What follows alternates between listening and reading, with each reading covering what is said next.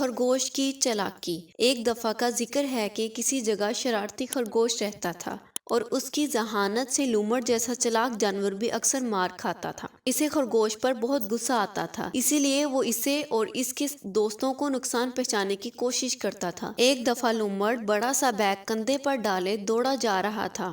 Bag سے کسی کے چیخنے چلانے کی آواز آ رہی تھی، جس سے خرگوش کا اندازہ ہوا کہ اس میں اس کا دوست کچھوا قید ہے۔ اب اس کو اپنے دوست کو بچانے کی فکر ہوئی۔